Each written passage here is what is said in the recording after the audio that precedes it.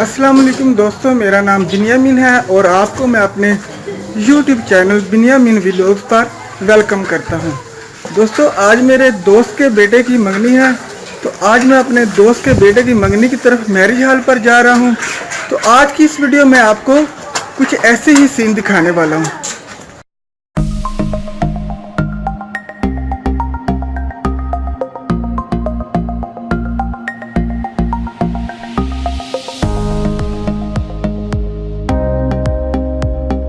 ये marriage hall है जहाँ पर हम आए हुए हैं। ये मैरिज हॉल के बाहर के मनाजिर हैं।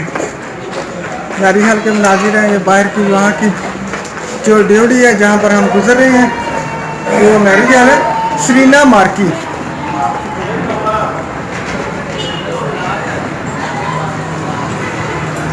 कौन सा? सरीना मार्की है ये। जबरदस्त। सरीना मार्की गुजरावाला रोड, हाफिजाबाद में।